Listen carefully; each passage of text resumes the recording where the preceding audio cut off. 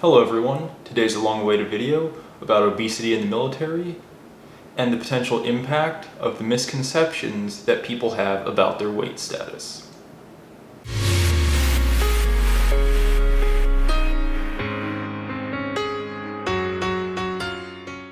The easiest way to start this off is that the majority of the military is either overweight or obese. There's no real point in trying to argue this, because there's a slew of information, and we're going to take a look at a few studies that show just how much the military has increased their amount of overweight and obese members over a 13-year period. An analysis of information conducted in 2013 by Reyes Guzman et al. Overviewed data from 1995 to 2008 to determine the change in overweight and obese individuals in the United States military. The overall theme of the data displays the increase in obese and overweight members in the U.S. military over the span of 13 years from 1995 to 2008. Over that time period, the military increased the amount of overweight and obese members from 50.6% to 60.8%. That's over a 10% increase during that time. Overweight and obese members increased by 2.5% and 7.7% respectively. The increase of obese members by over 150% in 13 years is very worrisome, because if this doesn't change, it could potentially detract from the readiness of the United States military forces. And not only can it negatively impact the military itself, but it impacts individual members and increases their health risks and potential harm to themselves over the course of their lives. Looking at the breakdown by socio-demographic characteristics, wording that I took directly from the study, didn't make it up myself because I'm not original. There is a greater prevalence of overweight and obese members in the upper age ranges. That's anyone 26 years of age and older, but specifically in that 36 to 45 year range, as well as the 46 and above age range. This can potentially be due to just the natural course of life, as their lean mass decreases with age and their body fat percentage does not necessarily decrease with that same age. Younger members also tend to be more active and fit during their time because they're still out doing everything. They haven't settled down necessarily with marriage and families and spending a lot more time doing other things outside of fitness and being active. The Army, Navy, and Air Force also have higher rates of obesity than the Marine Corps does. However, the Marine Corps does have a greater amount of overweight individuals than any of the other three branches. Part of the reason why the Marine Corps may have that lower rate of obesity is because, from my experience with the Marines that I've come in contact with, they have a much more regimented fitness mantra that they get instilled in them during their initial training through basic. They also have a 13-week basic training as compared to the other branches, which I believe is 8.5 or 9 weeks or less. The other potential is the use of BMI to determine whether members are overweight or obese or fall into the normal weight range categories. I'll have more information about BMI later. It also seems that once enlisted members reach higher ranks, mainly in the senior NCO range, so that's E7 through E9, they end up also having a much higher rate of both overweight and obese individuals.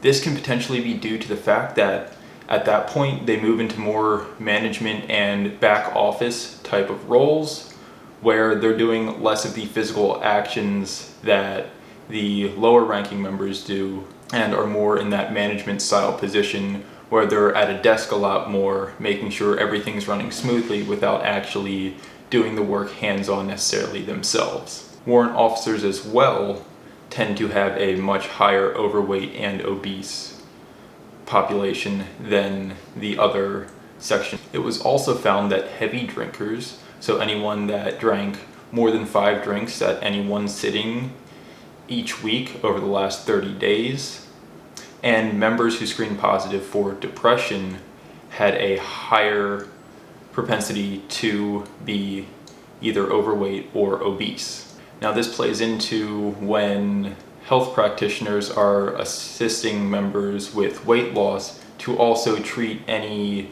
depression or drinking habits that members have that could also be related to that increased risk of overweight or obesity. So you're probably wondering why the study used BMI to determine whether members were overweight or obese rather than any other methods.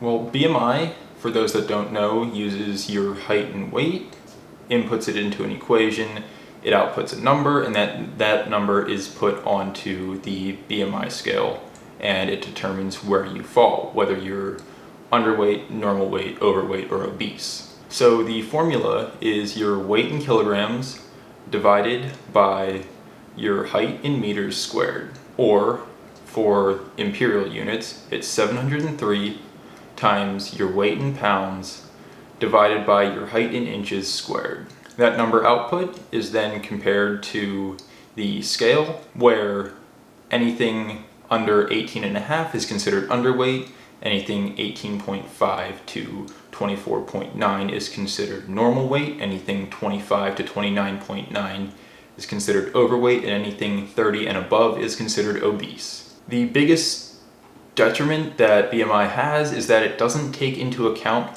a member's fat mass or their muscle mass when doing the calculation to determine whether they're normal, overweight, obese, or underweight. Therefore, members who have a lot of muscle can end up being categorized as overweight or obese, even though they are both physically fit and in good overall health. For example, myself, when I came out of basic training, I was 6 foot tall and 194 pounds.